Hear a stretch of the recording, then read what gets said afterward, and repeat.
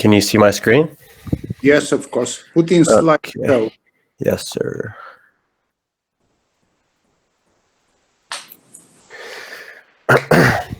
Okay. My presentation is on the contraindications of thrombolysis. Yes. And I'm starting with the absolute contradictions for thrombolytic treatment. And by absolute, it means that there's no benefits that outweigh the risks for this treatment for these people. So you wouldn't use it at all for these situations. It's not only a matter of benefit, it's also a matter of contraindication. So it's a ratio between harm and benefit. And when we stipulate in contraindication, the ratio is in the favor of harm. So in any way, we should not use thrombolysis. Okay. Yes.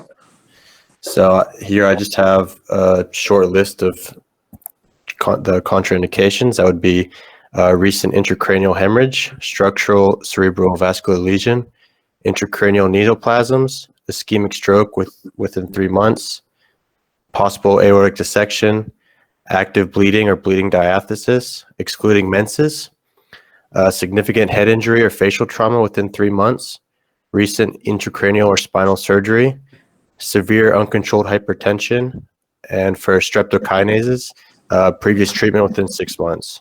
Okay, I would like to stop here because it's one of the topic very, very probable to be included in the exam list. And your question will sound like, please mention 7 absolute contraindication for thrombolysis. Okay, go ahead. And then I just went a little bit more into one of the contraindications for the acute intracranial hemorrhage. This finding on a brain imaging would be an absolute contraindication to administering IV recombinant tissue plasmagen activator for acute ischemic stroke and then in the most recent American Heart Association guidelines. This includes intraperitoneal hemorrhage, subarachnoid hemorrhage, intraventricular epidural hematoma, subdural hematoma, and hemorrhagic conversion of infarction. And there's no published reports or studies assessing the safety, and that's just because the risks clearly outweigh any potential benefits. Yeah, agree. And then that brings us to the relative contraindications. And then relative would be that there could be a slight risk for these people, but the benefits would outweigh the risks. If they do, then you can use the treatment on them. And this includes a history of severe, poorly controlled hypertension, severe hypertension at presentation, prolonged cardiopulmonary resuscitation or major surgery within 3 weeks, history of ischemic stroke, dementia, internal bleeding within 2 to 4 weeks, hemorrhagic pancreatitis, pregnancy, active peptic ulcer, and current therapy of anticoagulant associated with elevated INR that's higher than 1.7 or PT longer than 15 seconds. Okay, I will stop you here. Okay.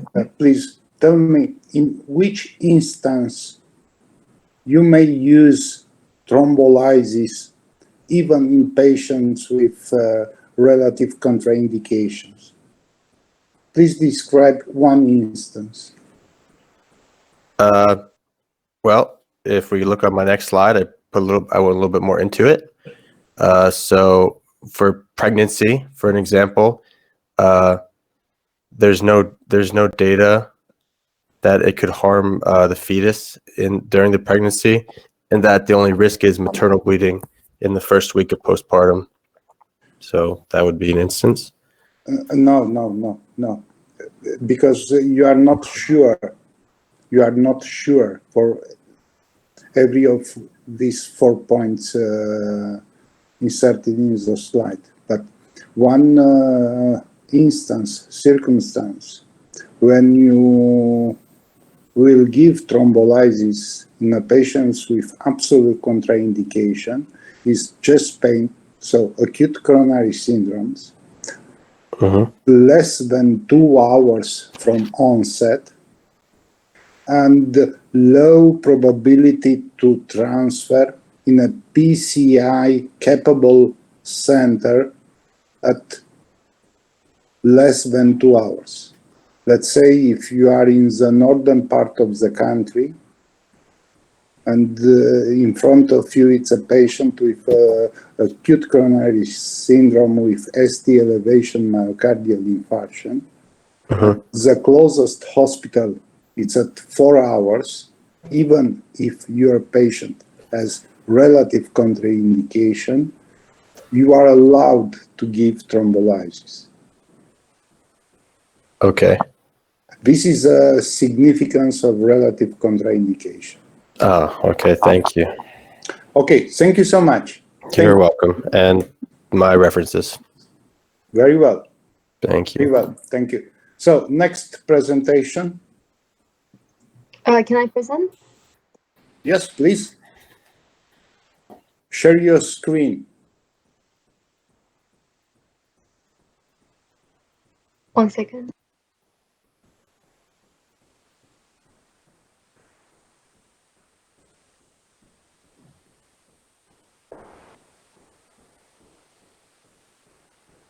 Perfect. And put in the slideshow.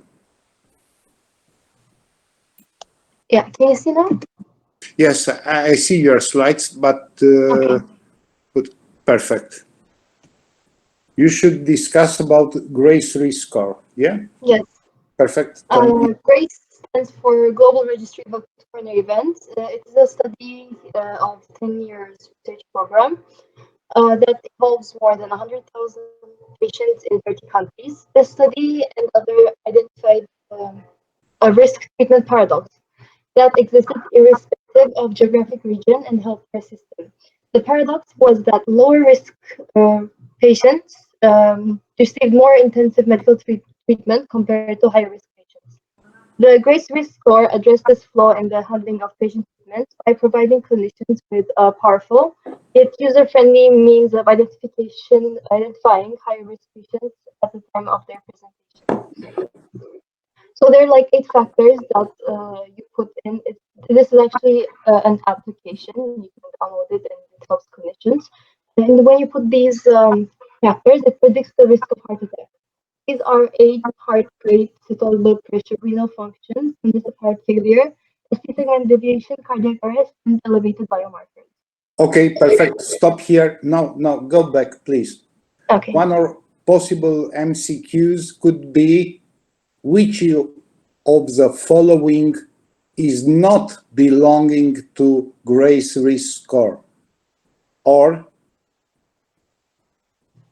please enumerate 5 characteristics of GRACE risk score.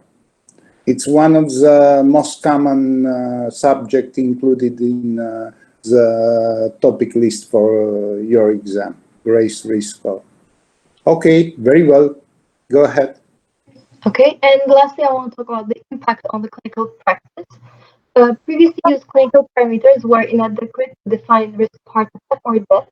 The GRACE program identified the survivors of non-ST elevation acute coronary syndrome. Perfect. So GRACE risk score, it's only exclusively for non-ST elevation myocardial infarction. Very well. Yeah, and it had high long-term risks of death and recurrent heart attack. So as a consequence, a series of international randomized trials focused on improving the outcomes in non-ST elevation acute coronary syndromes. By facilitating more appropriate treatment, the GRACE risk score has contributed to a change in practice and improved outcomes.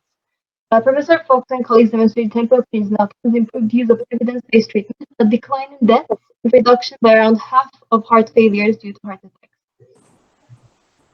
Yeah, and Okay. that was my reference. Okay, very well. So I will add to your presentation that actually GRACE risk score it's used in clinical practice only for non-ST elevation ACS, one, and second, there are three categories: high risk. High risk means early invasive strategy in less than 24 hours. Intermediary risk score, that means 24, 48 hours, but anyway during hospitalization. And low risk risk score, when you need additional tests or such as stress test, effort test, other type of imaging, and so on. So this is GRACE risk score. Very good. Next presentation. I can go next. Yes, please do it. Okay.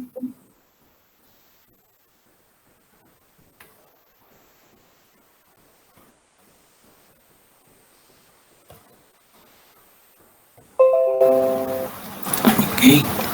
Can you see my presentation? Yes, put in slideshow. Okay. So my presentation today is about the door-to-balloon time. Door-to-balloon time is a key performance quality metric in the treatment of heart attacks. The door-to-balloon time is a phrase that represents the time between the arrival of a patient with a STEMI in the emergency room until the time that a balloon angioplasty intervention is performed. Balloon angioplasty or percutaneous coronary intervention, also known as PCI, is an endovascular procedure that widens the narrowed or obstructed veins or arteries. This crucial life-saving tool is an empty collapsed balloon catheter that is passed over a wire into narrowed locations and inflated to a particular size. The picture that I put shows that the presentation time is not included in the door-to-balloon time, and with it, it is called the onset-to-balloon time. Ideally, the heart attack victims should be set and ready to undergo balloon angioplasty within 90 minutes of walking through the hospital door, if not sooner.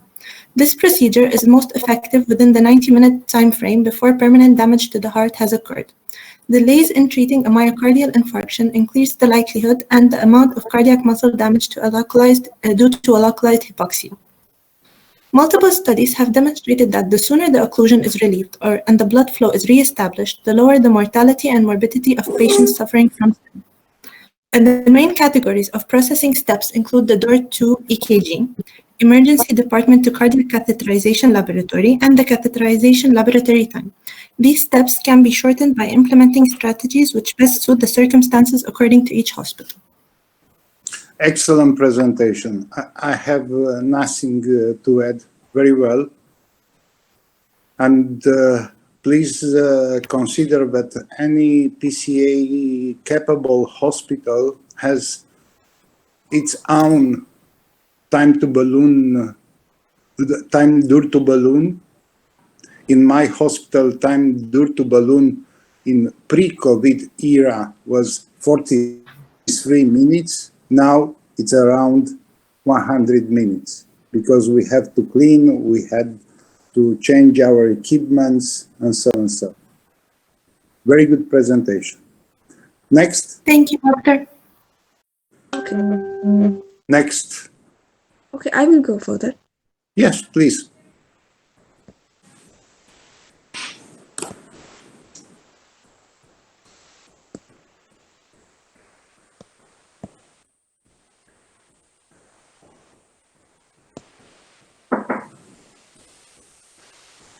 Can you see my presentation?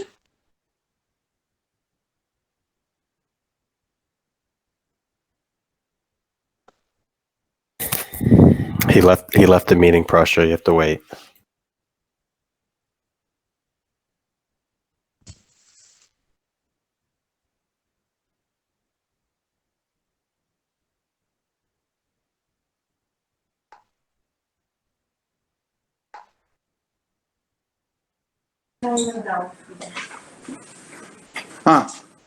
Okay, you should present ischemic cascade. Please do it. Yeah. Today I'm going to present ischemic cascade.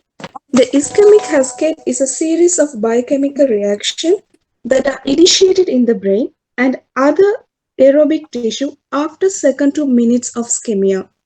The ischemic cascade usually goes on 2 to 3 hours, but can last for days, even after normal blood flow return. This is typically secondary to stroke, injury, cardiac arrest due to the heart attack. Most ischemic neurons that die due to the activation of chemical produced during and after ischemia. A cascade is a series of events in which one event can trigger the next in a linear fashion. Therefore, ischemic cascade is actually a misnomer since the events are not linear. In some cases, they are circular, and sometimes one event can cause or be caused by multiple events. In addition, Sorry. Stop here. Excellent. This is a scheme for ischemic cascade, and it's also a topic for MCQ. So you may be asked to say which of the following does not belong to ischemic cascade, or please enumerate 5 characteristics of ischemic cascade. So I should point it out that the diastolic dysfunction occurs before systolic dysfunction, and all echo abnormalities occur before STT changes. So when in emergency department in front of you, it's a patient with chest pain and let's say normal ACG, but chest pain, it's typical, you may perform echocardiography, and when echocardiography it's showing diastolic or systolic regional abnormalities, probability to have acute coronary syndromes, it's very high.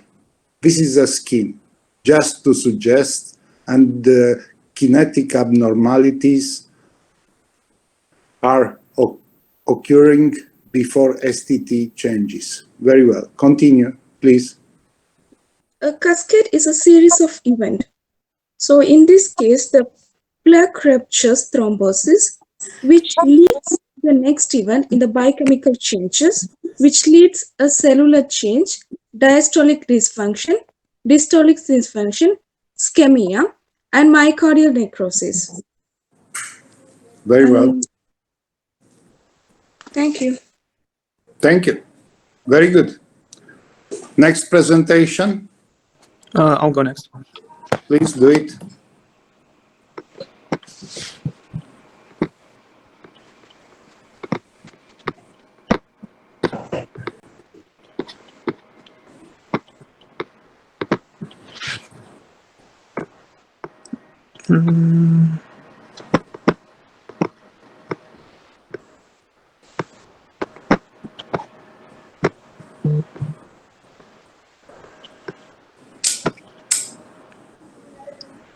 All right. So protective mechanisms during myocardial ischemia. Okay, perfect.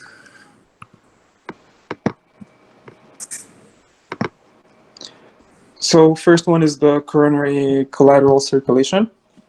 So the collateral circulation is a network of specialized endogenous bypass vessels that is present in most vessels and provides protection against ischemic injury caused by ischemic stroke. So the coronary atherosclerosis, peripheral artery disease, and other conditions and diseases. Okay. And here we can see the right coronary artery, a catheter, and a left circumflex.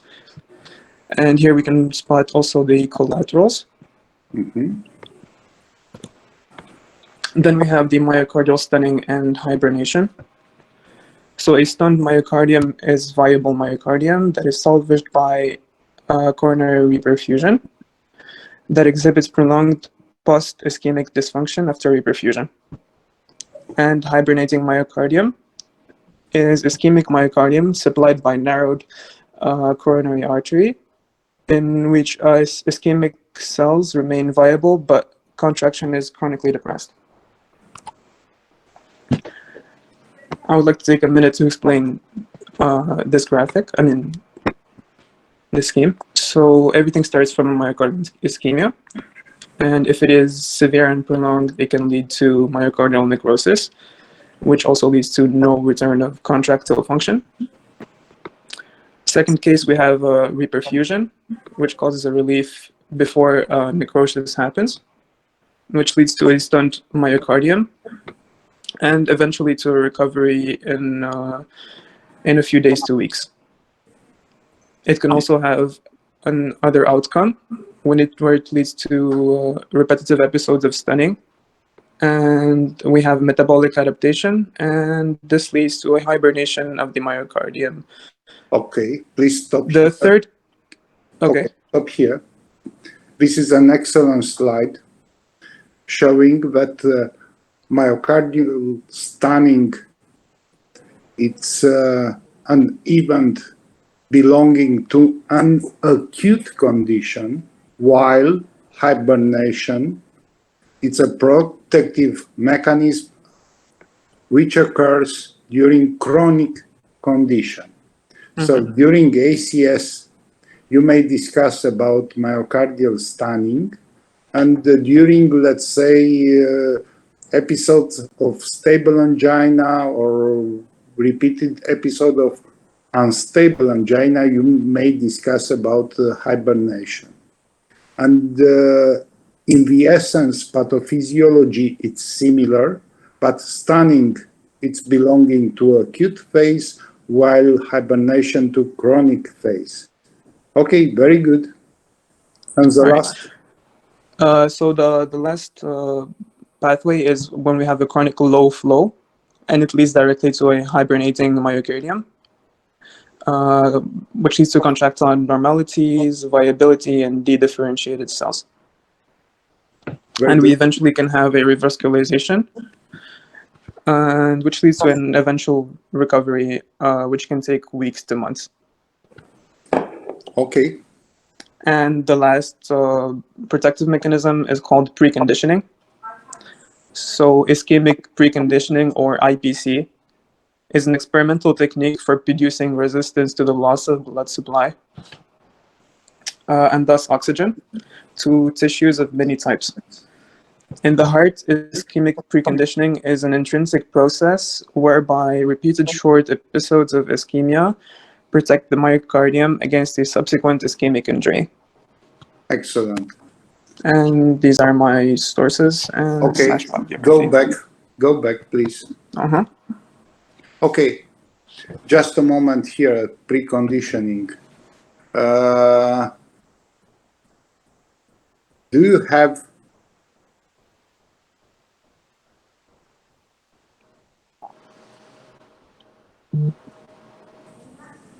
Hello? Do you have a clinical explanation for preconditioning? Can you explain your question in like what do you mean by clinical? How you explain preconditioning? Well, adaptation. Yes, bravo. It's a metabolic adaptation. Let's say a patient with history of angina, it's better protected to acute myocardial infarction than a patient without history of any angina. Yes. This is the philosophy behind preconditioning. This is philosophy behind preconditioning. Very well. Thank you. Thank you. Other? Yes, I can go next. I think that it's the last, no? Yes. I also have a presentation. Very good. Very good.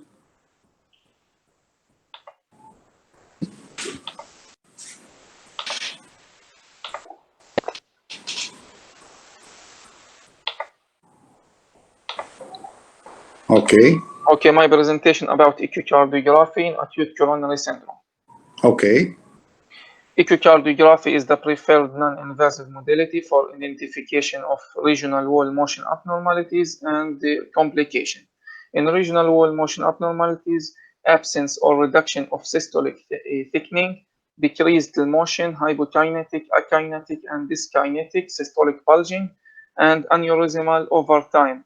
Infracted area will appear thined and fibrotic. Yes. Complication, systolic and diastolic dysfunction, acute mitral regurgitation from papillary muscle rupture, ventricular septal defect, pericardial effusion, tamponade from a free wall rupture, mural thrombus, and ventricular aneurysm and pseudoaneurysm. Okay. A Doppler echocardiogram. This technique is used to measure and assess the flow of blood through the heart chambers and valves.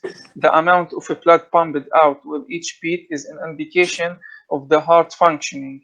Also, Doppler can detect abnormal blood flow within the heart, which can indicate a problem with one or more of the heart's four valves, like mitral or tricuspid regurgitation, or with the heart's wall in ventricular septal defect secondary to rupture. Okay, I will stop here because ventricular septal defect, it's a congenital disease. In acute myocardial infarction, when you discuss about mechanical complication, you should say ventricular septal rupture. Oh, okay. Okay, go ahead. A stress echocardiogram is done during either exercise or pharmacological stress. The primary indication for stress echocardiography are to confirm the suspicion of ischemic heart disease and determine the extent of ischemia. This technique visualizes left ventricular regional wall motion abnormalities that are induced by exercise or the infusion of a specific pharmacological agent like dopamine as a sign of myocardial ischemia.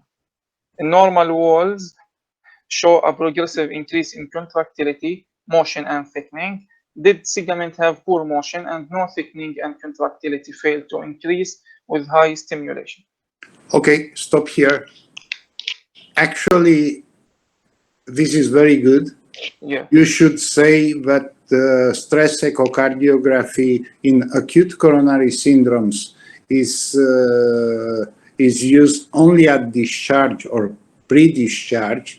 It's contraindicated to use stress echocardiography during initial presentation because patient has ischemia and you have no any intention to give stimulants or inducing ischemia in patients with already ischemia. And actually, the stress echocardiography, it's testing the concept of stunning or hibernation, when you have poor kinetics, but the segments are viable. Very good. Okay, and that's it. Thank you. Okay, thank you. Last presentation. Okay, I will start now. Yes, please.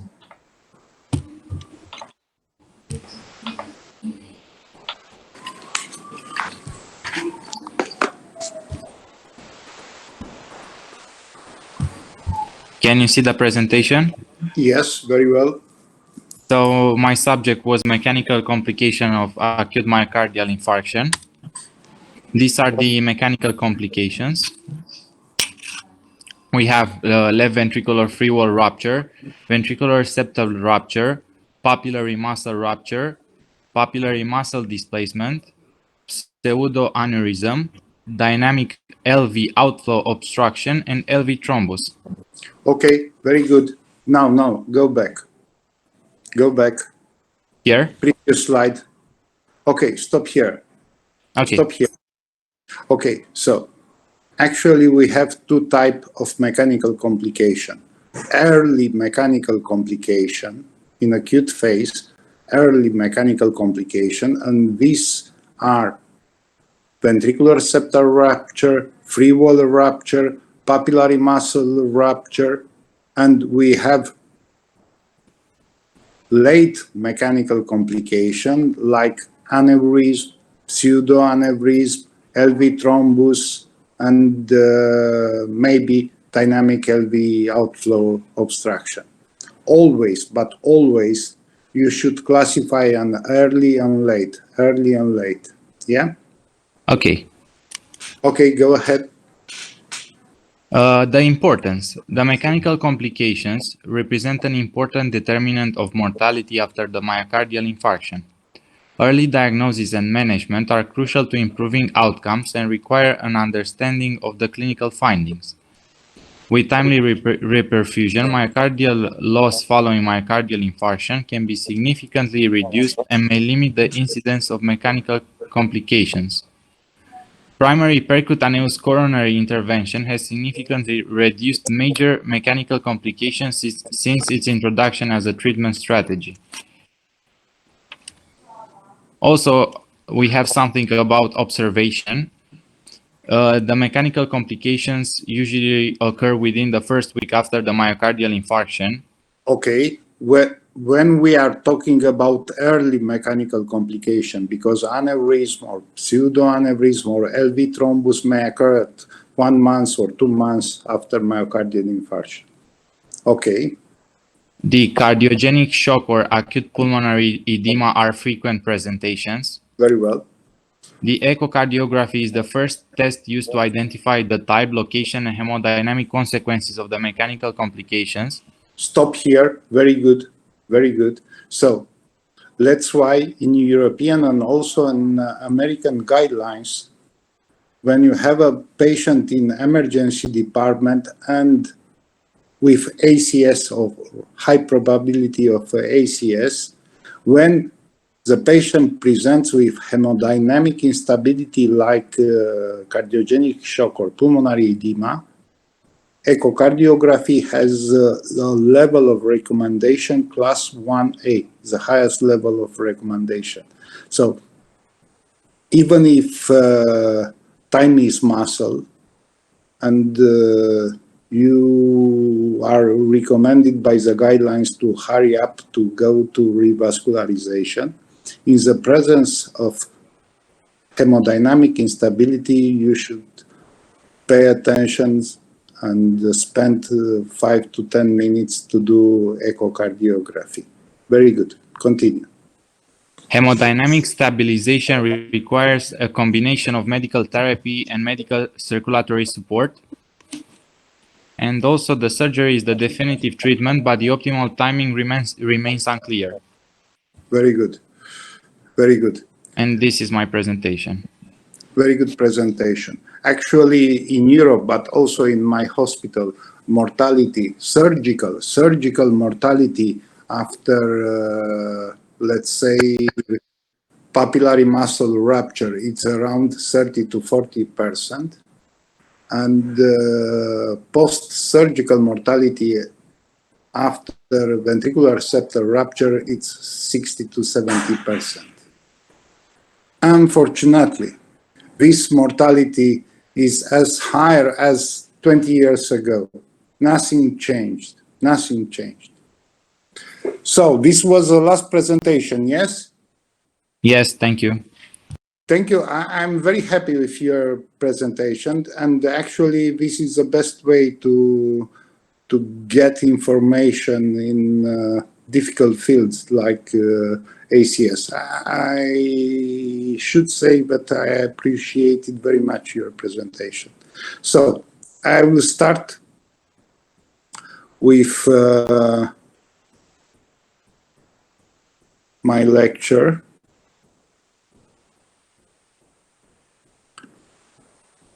You see my slides? Yes. Okay. So we should discuss about acute coronary syndromes. And acute coronary syndromes, you know very well from Friday, means unstable angina, non-ST elevation, and ST elevation myocardial infarction. We have 2 levels of decision. First level of decision, it's related to biomarkers. Normal biomarkers means unstable angina. Higher value of biomarkers means non-ST or ST elevation. And of course, the second level of decision, it's ACG with ST depression or negative T wave and ST elevation for ST elevation myocardial infarction. This is definition of myocardial infarction.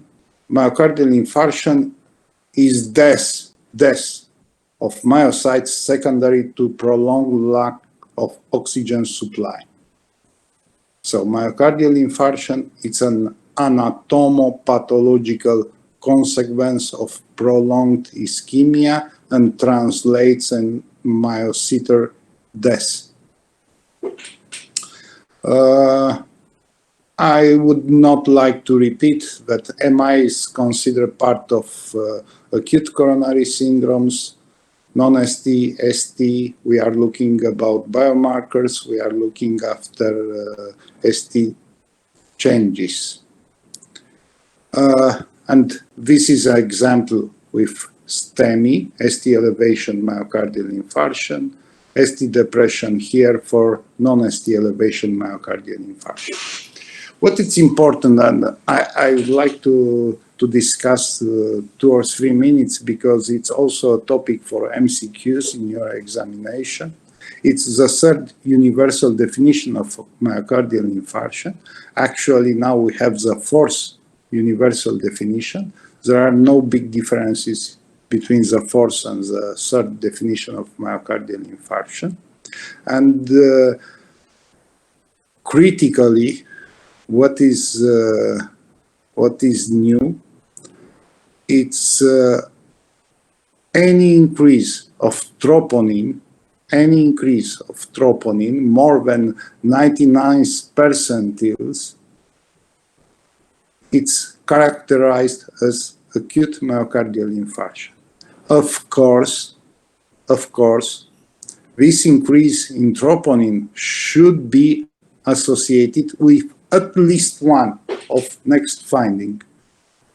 Symptoms of ischemia like chest discomfort of chest pain, new significant ST or T wave changes or new left bundle branch block, occurrence of pathological Q wave, any proof of imaging showing loss of viable myocardial or new regional wall motion abnormalities, or the last identification of intracoronary thrombus at angiography or autopsy. So, in emergency department, we have a patient with high troponin level. If this patient, in addition, has chest pain or new ST elevation or pathological Q waves, we call this patient acute myocardial infarction. The second is cardiac death. Addition of cardiac death and introduction of cardiac death in the definition is related to epidemiological consequence of acute myocardial infarction because about 40% of deaths are occurring before arriving to the hospital. So in hospital, we are seeing only 60% of totality of acute myocardial infarction because a lot of sudden deaths are happening in out of hospital. Other important point, it's classification of myocardial infarction. It's also a topic for MCQ and may sound, please mention classification of acute myocardial infarction. It's type 1. I sent you via email a text, and also you have my presentation. Type 1, it's the most common form of acute myocardial infarction when myocardial necrosis is produced by plaque rupture. Type 2 myocardial infarction, it's due to ischemia due to increased oxygen consumption or decreased supply. Let's say a patient with non-stenotic coronary arteries in condition of very high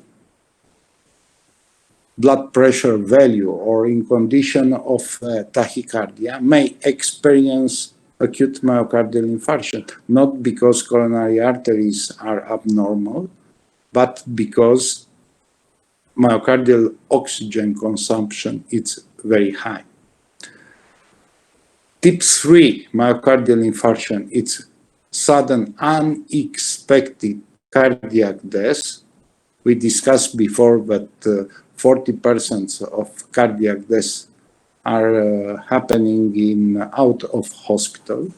And type 4 myocardial infarction, it's periprocedural myocardial infarction with type A related to manipulation of catheters of guide wire for angioplasty, because these guide wires may detach some thrombotic materials and produce area of micronecrosis.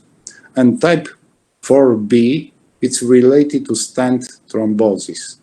There are some patients resistant to double antiaggregant therapies who may experience stent thrombosis in the first week after stent implant in acute coronary syndromes.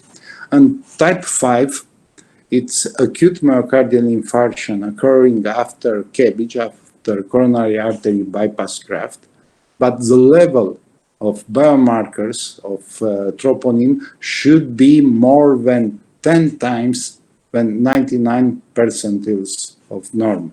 So this is classification. Type 1, most common. Type 2, demand ischemia. Type 3, sudden cardiac death. Type 4, periprocedural. A, manipulation of guide wires. B, stent thrombosis. And finally, type 5, post-cardiac surgery. It's clear, it's one of the topics that may be included in MCQs. This is a picture from circulation in 2020, showing the difference between oxygen supply and oxygen demand. This is increasing oxygen demand, hypertension or tachyarrhythmias. And this is decreasing oxygen supply, let's say severe anemia or acute respiratory failure with hypoxia. This mechanism should be considered for type 2 myocardial infarction. Again, type 1 myocardial infarction, plaque rupture and plaque complication with associated thrombosis is responsible for type 1, and it's most common clinical presentation. Detection of troponin in association with at least one of the following: chest pain, ACG changes, Q waves, echo abnormalities, or coronary thrombus at angiography. And this is type 2.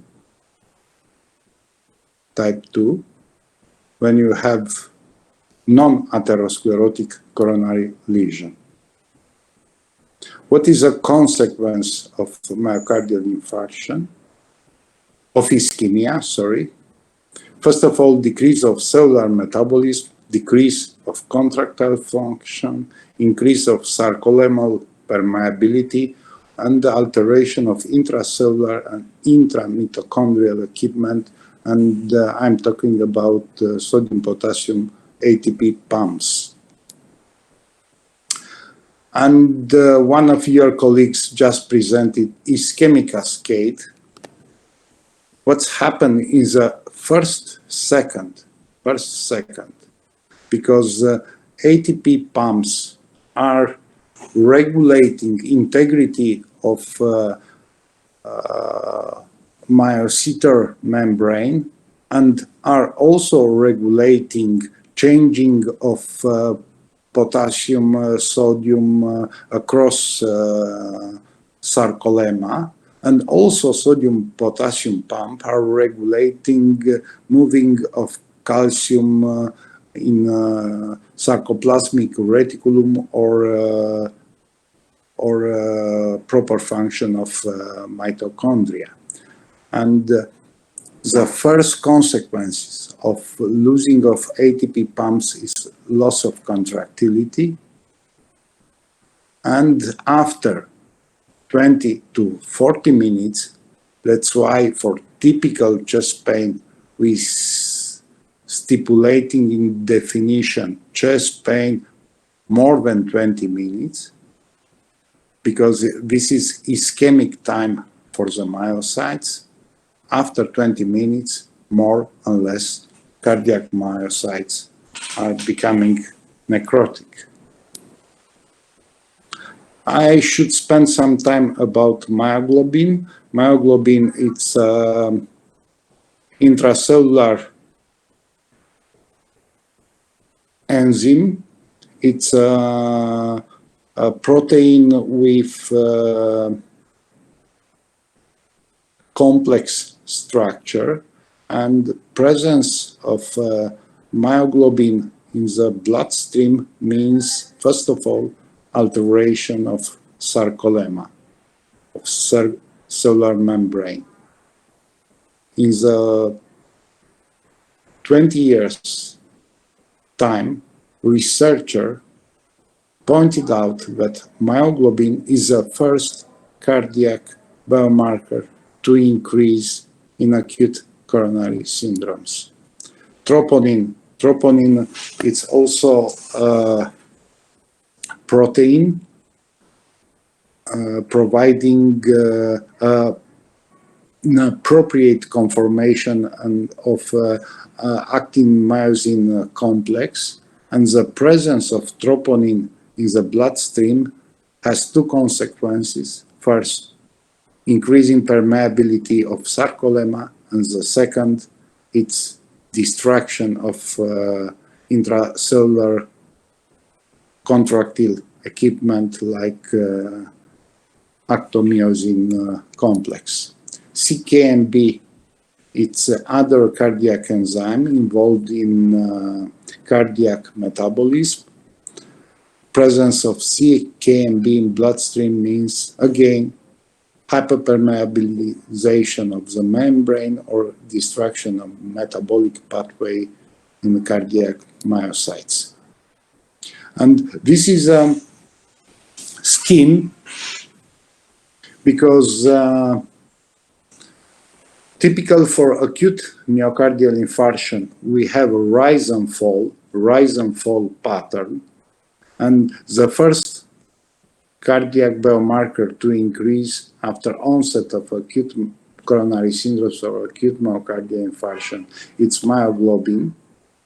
And the second, it's troponin. We are able to detect troponin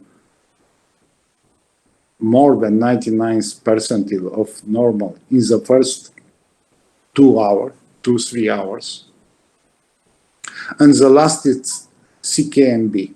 So you should have in your mind this figure. And you should also consider that sometimes when patient presents very soon after onset of chest pain, cardiac troponin could be normal, and you need a second determination of cardiac troponin or second determination of cardiac CKMB, because you are just flying under the radar, and you need two determination. And actually, in our guidelines, we are stipulating that the two measurements of cardiac troponin at 3 to 6 hour interval has a positive predictive value of more than 90%. We should distinguish between rise and fall pattern, typical for acute coronary syndromes.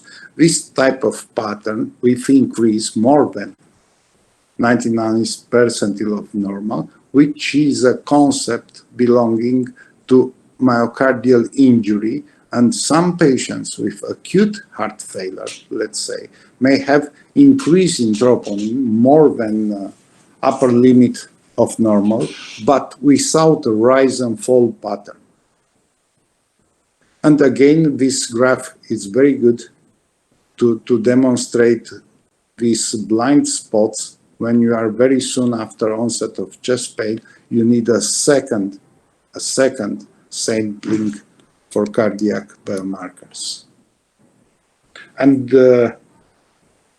This is a very good figure to demonstrate which is the difference between acute ischemia and myocardial injury in patients like acute heart failure or myocarditis.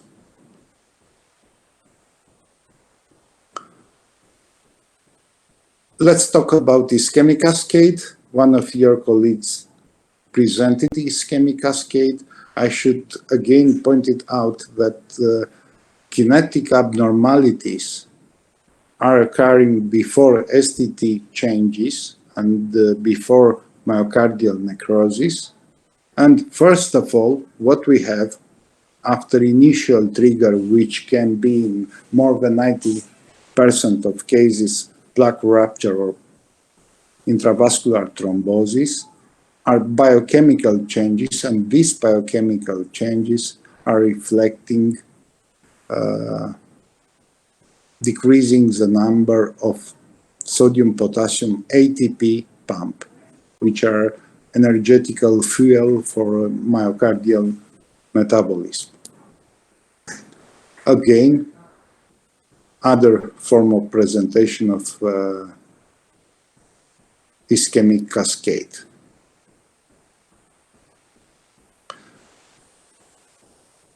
I explained you that for normal value, less than upper limit of normal, but typical chest pain, you should retest, resample troponin at 3 to 6 hour interval. Let's go forward, talking about pathophysiology of acute myocardial infarction, and in 90% of cases, so most common pathophysiological trigger is due to thrombotic occlusion. And these are critical events initiated by rupture of complicated plaque and initiation of, first of all, thrombotic adhesion. And this thrombotic adhesion, it's followed by platelet activation and platelet aggregation. That's why double antiplatelet therapy, it's life-saving in acute coronary syndrome. And then coagulation. And actually, when platelet adhesion and secretion it's initiated, it's also in parallel initiation extrinsic coagulation via factor 10A. And that's why, in addition to antiaggregant therapy, patients need anticoagulation, especially patients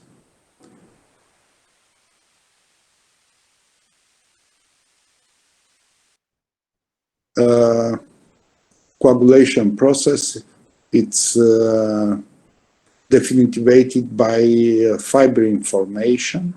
Fibrin, soluble fibrin becomes insoluble fibrin, and that's why we have a therapeutical window here for using thrombolysis. Again, thrombosis, it's a dynamic process, clot formation versus clot degradation, and we have to act in the first hours after onset of acute coronary syndromes on both pathway, aggregation and coagulation, so giving both double antiaggregant therapy and anticoagulation. And this is a mechanism by which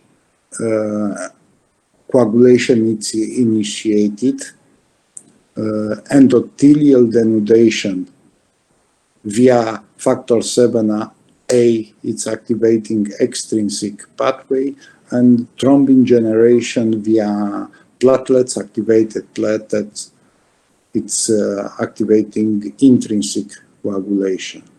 Intrinsic coagulation takes very few seconds, it's explosive, and need heparin or low molecular weight heparins. One of the most difficulties seen in acute coronary syndromes, because as I told you, thrombosis is a very dynamic process. It's a pathological event called embolization. So during thrombosis, and because of blood flow, it's still present here, some small parts of this complicated rupture plaque or from associated thrombosis may migrate and embolize in the distal vessel with occlusion of distal vessels. So these small parts of thrombin linked to fibrin may migrate in periphery and may occlude small vessel in spite of desobstruction of large vessels. So we have two objectives here: to maintain patency of the large vessel, but to have patency also of periphery of small vessels. For this type of fibrin linked to thrombin, we need 2B3A antiaggregants like integralin or abciximab, which are our currently available antiplatelets therapy. We have aspirin. Aspirin, you know very well, it's an inhibitor of cyclooxygenase. And we have P2Y12 inhibitor like ticlopidine, not anymore used in clinical practice, but you have clopidogrel, pasugrel, and ticagrelor. And of course, what it's inhibiting fibrin linked to thrombin, it's abciximab or tirofibran, which is belonging to a class of glycoprotein 2B3A receptor antagonists. Of course, we have fibrinolytics, and we discuss about fibrinolytics, and they may realize the lysis of the clot, allowing fibrinolytic natural native mechanism to dissolve the clot. This is the appanage of fibrinolytics, giving time as natural mechanism of fibrinolysis to be activated. Also, when discussing about pathophysiology, we are discussing about myocardial response. And first of all, we have myocytal deaths, and patients are losing a lot of myocytes. And what is important, anatomical region supplied by occluded artery, it's referred to area at risk. Not whole area at risk will be lost, because as you presented me, we have collaterals, we have stunning, we have preconditioning. That's why we are calling for early reperfusion therapy to preserve some tissue from area at risk. What is dead? It's remaining dead. We cannot save died myocytes. We can save only ischemic myocytes who are located in area at risk.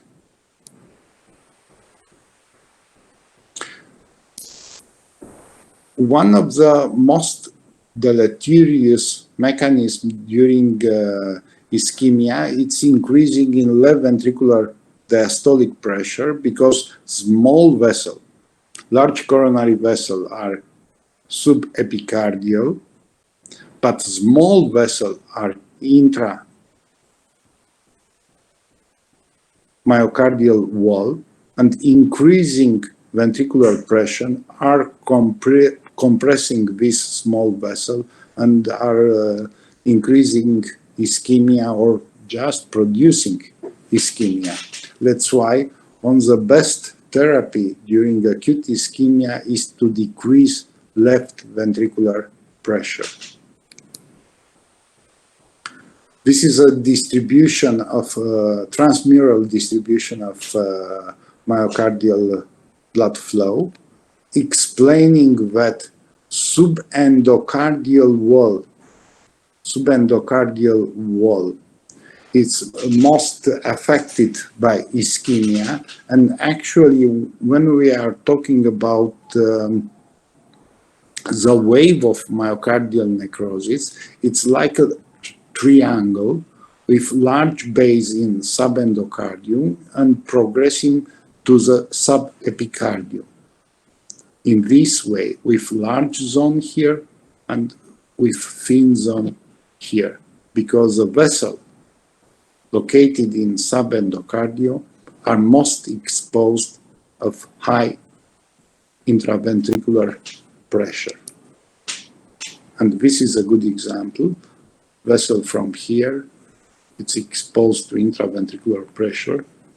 Why vessel from here or from here, it's less exposed to intraventricular pressure. Actually, you know very well that coronary filling is happening in diastole, and that's why we need a low intraventricular pressure, left ventricular and diastolic pressure in order to create a good pressure gradient. Look at this scheme and on my text to understand why it's so important to have a normal left ventricular and diastolic pressure to increase pressure gradient. First of all, you should take perfusion pressure. Perfusion pressure, it's pressure in aorta. And distal pressure, it's a pressure in left ventricle, and it's left ventricular and diastolic pressure. So in other terms, treatment with ACE inhibitors, and ACE inhibitors are medicines decreasing intraventricular pressure, are associated with increasing survival in acute myocardial infarction. Let's move to wavefront of necrosis. I explained you that wavefront of necrosis progress from subendocardium to the subepicardium in this way, and electrical consequence of progressing of necrosis, it's STT changes. When we have a transmural infarction, let's say wavefront of necrosis progressed completely from endocardium to epicardium, we have ST elevation. So in the face of ST elevation, we are quite sure that patient has a transmural infarction. In the presence of ST depression, even if troponin is very high, patient has subendocardial infarction, so non-transmural infarction. Again, other form to present wavefront of necrosis, starting from here, here, here, here. And typical ACG changes and time schedule for each of these events. That's why we should intervene best in the first 3 hours or maybe in 3 to 6 hours to save some myocytes from area at risk. Because this is what's happened when all area at risk, it's becoming necrotic. We cannot save any more tissue. We can save in this stage can save a lot of tissue in this stage, but we can save anything in this stage. Everything is related to myocardial ischemic time, and myocardial ischemic time is 20 to 30 minutes. That's why typical chest pain for acute myocardial infarction